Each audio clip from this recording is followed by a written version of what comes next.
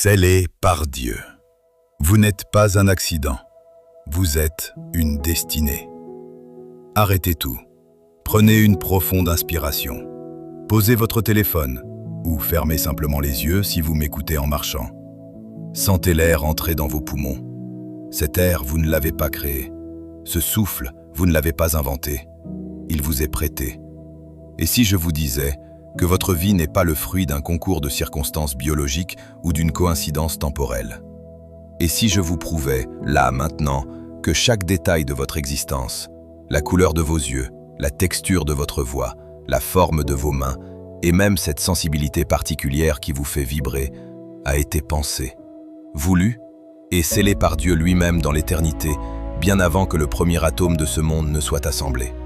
Vous écoutez ce message aujourd'hui parce que vous avez besoin d'entendre cette vérité qui va briser vos chaînes de rejet. Vous n'êtes pas ici par accident. Vous n'êtes pas une erreur de parcours.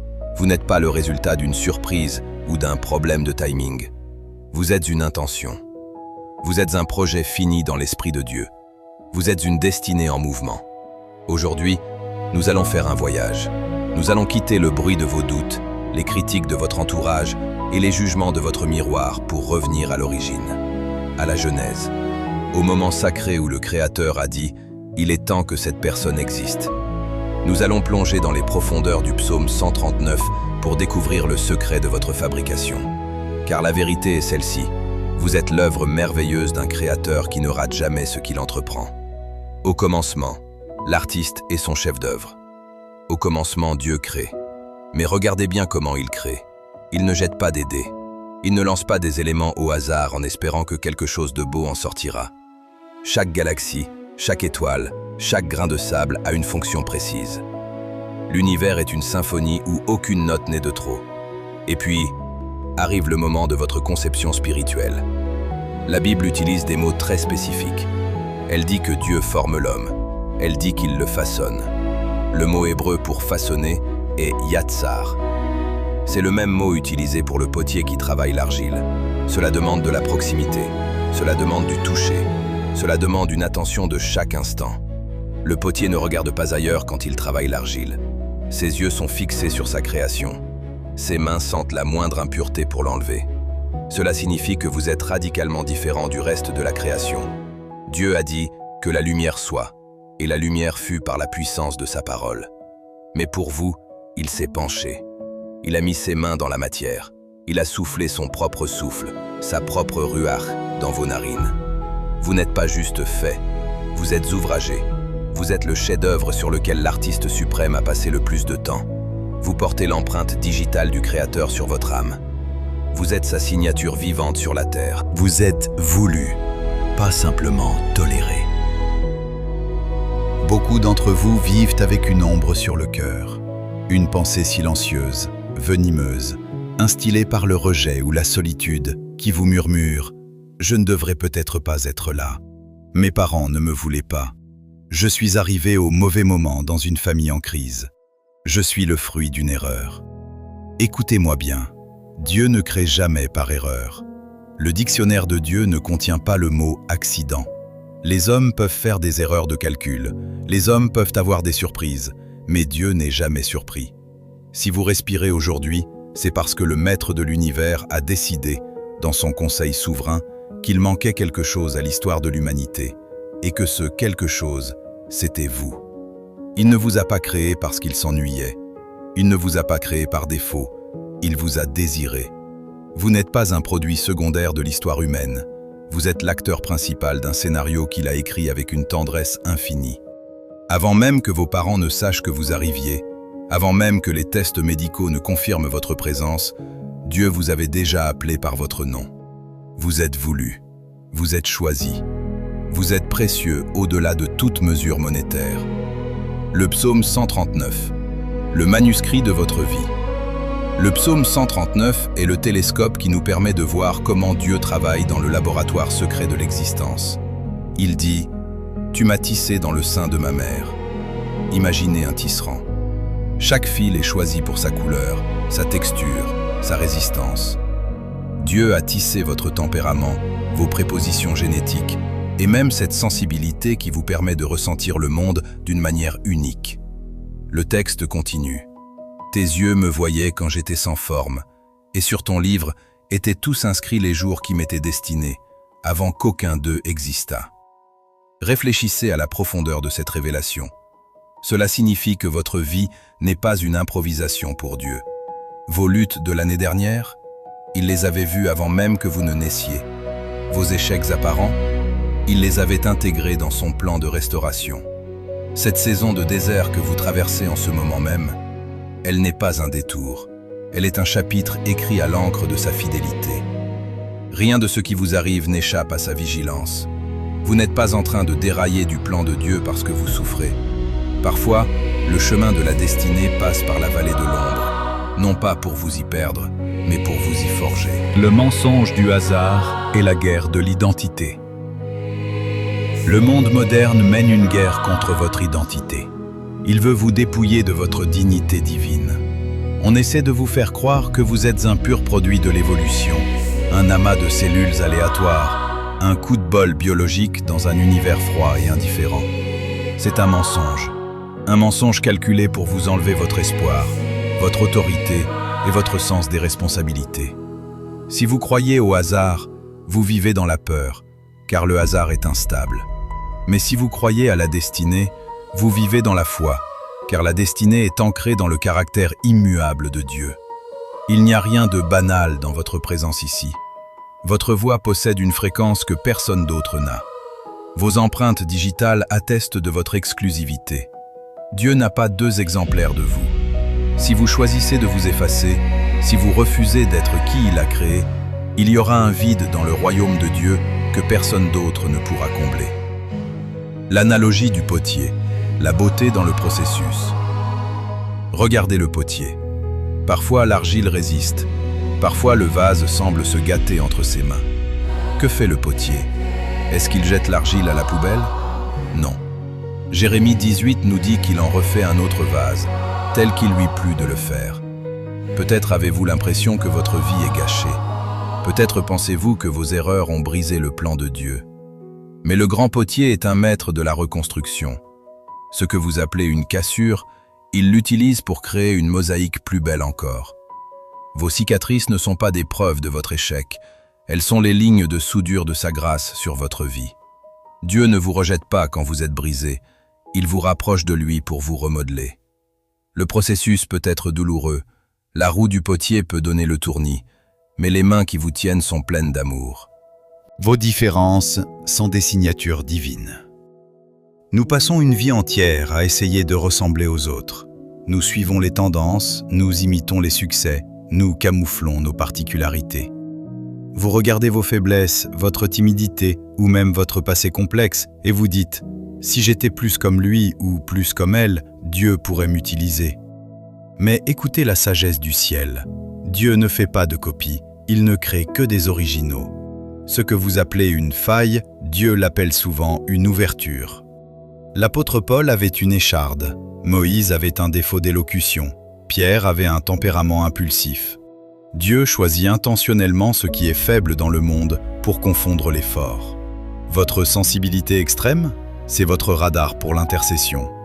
Votre passé de souffrance, c'est votre diplôme pour consoler les affligés. Votre parcours atypique, c'est votre clé pour ouvrir des portes là où les autres ne peuvent pas entrer.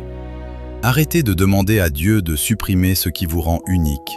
Demandez-lui de vous montrer comment l'utiliser pour sa gloire. Scellé par Dieu, votre garantie éternelle. Dans le monde spirituel, vous n'êtes pas un objet égaré, vous portez un sceau. Le sceau est une marque de propriété et de protection. Votre vie est scellée par le Saint-Esprit. Cela signifie 3 choses fondamentales pour votre paix. Appartenance. Dieu a mis son tampon sur votre cœur. Il dit « Celui-ci est à moi ». Le diable peut bien réclamer votre vie, votre passé peut bien crier contre vous. Le sceau de Dieu clôt le débat. Authenticité. Le sceau prouve que vous n'êtes pas une contrefaçon. Vous êtes un original certifié par le royaume des cieux. Sécurité. On ne brise pas le sceau d'un roi impunément. Vous voyagez à travers la vie avec un passeport diplomatique céleste. Les démons tremblent non pas devant vous, mais devant le sceau qui est sur vous. L'ennemi peut vous attaquer, mais il ne peut pas vous voler votre identité. Il peut vous faire douter, mais il ne peut pas annuler la transaction qui a été faite à la croix. Vous avez été acheté à un grand prix. La destinée préexiste au chemin. C'est une vérité qui renverse la logique humaine. Dieu finit toujours avant de commencer. Il a fini votre destinée avant que vous ne fassiez votre premier pas. Éphésiens 2:10 dit que nous avons été créés en Jésus-Christ pour de bonnes œuvres que Dieu a préparées d'avance. Imaginez une randonnée. Le sentier a été tracé, les balises ont été posées et le refuge à l'arrivée a déjà été approvisionné. Vous n'êtes pas en train de créer le chemin, vous êtes en train de le découvrir. Cela enlève une pression immense de vos épaules. Vous n'avez pas besoin d'inventer votre but, vous avez besoin de chercher celui qui l'a écrit. Votre succès n'est pas de devenir quelqu'un de grand selon le monde, mais de devenir exactement celui ou celle que Dieu a vu dans son livre avant la fondation du monde. La réussite, c'est l'alignement entre votre réalité terrestre et votre conception céleste. Pourquoi le doute est votre plus grand combat? Si vous êtes scellé, pourquoi le doute est-il si présent? Parce que l'ennemi sait que s'il peut vous faire douter de votre origine, il peut paralyser votre futur. Le doute est la fumée qui cache l'horizon de votre destinée. Il vous fait regarder vos limites au lieu de regarder aux ressources illimitées de votre Père. Le doute vous murmure « Regarde tes fautes, Dieu ne peut pas t'utiliser. » La foi répond « Regarde le sang de Jésus, mes fautes sont effacées et mon appel est irrévocable. » Le doute dit « Tu es en retard. » La foi répond « Dieu est le maître du temps et des circonstances. » Ne jugez pas votre vie sur la base d'une saison de silence. Le silence de Dieu n'est pas son absence. C'est souvent le moment où il prépare le chapitre suivant dans les coulisses de votre foi. Répétition d'autorité. Moment de déclaration prophétique. Écoutez ces paroles. Ne les laissez pas glisser sur vous comme de l'eau sur une pierre. Laissez-les pénétrer la terre de votre cœur. Vous n'êtes pas un accident le parcours. Vous êtes une destinée architecturée par le ciel. Vous n'êtes pas une erreur biologique. Vous êtes une intention amoureuse du Père. Vous n'êtes pas un numéro anonyme. Vous êtes connu par votre nom secret. Vous n'êtes pas le fruit du hasard. Vous êtes le fruit d'un décret divin. Vous n'êtes pas un « on verra bien ». Vous êtes un projet déjà accompli en Christ. Vous avez été tissé avec patience, appelé avec clarté, et scellé avec la marque indélébile de la victoire. Ce que Dieu commence, il l'achève toujours. Dieu n'est pas un homme pour abandonner en cours de route. Il n'est pas fatigué de vous. Il n'est pas déçu par vos lenteurs. S'il a investi son souffle en vous, c'est parce qu'il a l'intention de voir le retour sur son investissement. Celui qui a commencé en vous cette bonne œuvre la rendra parfaite. Ce n'est pas une suggestion, c'est une garantie bancaire céleste. Le processus de sanctification, le processus de croissance, le processus de réussite, tout cela est sous sa supervision. Votre travail n'est pas de fabriquer la croissance, mais de rester attaché au cep. La sève de sa grâce fera le reste. S'il vous a formé, il saura vous placer au bon endroit. S'il vous a appelé, il saura vous donner les mots. S'il vous a établi, personne ne pourra vous déraciner. Le recyclage divin. Rien n'est perdu. Regardez vos moments les plus sombres. Ces années où vous pensez avoir perdu votre temps. Dans le royaume de Dieu, rien ne se perd, tout se transforme. Dieu prend vos larmes pour arroser les semences de votre futur ministère. Il prend vos trahisons pour vous apprendre le discernement. Il prend vos échecs pour bâtir en vous une humilité qui pourra supporter le poids du futur succès. Moïse a passé 40 ans dans le désert à garder des moutons. Il pensait avoir tout gâché. Mais c'est là qu'il a appris à connaître le désert qu'il allait devoir traverser avec tout un peuple. Votre perte de temps apparente est souvent votre temps de formation intensive. Ne méprisez pas les jours des petits commencements, car c'est là que les racines de votre destinée puisent leur force. Marchez dans votre identité royale. Arrêtez de vivre comme un esclave quand vous portez le sceau du prince. Arrêtez de mendier des miettes d'attention quand vous êtes invité à la table du roi. La peur n'est plus votre langue maternelle. Le doute n'est plus votre demeure. Vous avez une valeur intrinsèque qui ne dépend pas de votre performance, de votre salaire ou de votre statut social. Votre valeur est fixée par le prix qui a été payé pour vous, la vie du Fils de Dieu.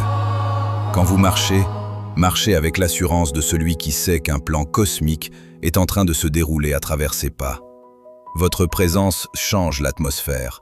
Vos paroles ont le pouvoir de libérer. Votre vie est une lettre écrite par Dieu pour ce monde. Assurez-vous que le monde puisse lire l'original, pas une copie floue de quelqu'un d'autre. Aujourd'hui, je vous invite à une réconciliation avec vous-même. Pardonnez-vous d'avoir douté de votre valeur. Pardonnez-vous d'avoir cru aux mensonges du hasard. Regardez vos mains. Elles sont les outils de votre destinée. Écoutez votre cœur. C'est le moteur de votre appel. Vous êtes une œuvre d'art unique, sortie de l'imagination d'un Dieu infini. Vous êtes une intention glorieuse. Vous êtes scellé pour une éternité de sens. Vous êtes une destinée vivante. Et rien, absolument rien, ni les critiques, ni les tempêtes, ni les saisons de vide, ne pourra changer ce que Dieu a déposé en vous. Vous êtes sa fierté. Ce message n'est pas juste pour vos oreilles, il est pour votre avenir. Si vous ressentez que le Saint-Esprit est en train de réveiller votre identité aujourd'hui, ne laissez pas cette flamme s'éteindre en quittant cette vidéo. Scellez la vérité. Écrivez maintenant en commentaire cette affirmation de foi. Je ne suis pas un accident. Je suis une destinée scellée par Dieu. Le fait de l'écrire est un engagement de votre volonté. Délivrez un ami.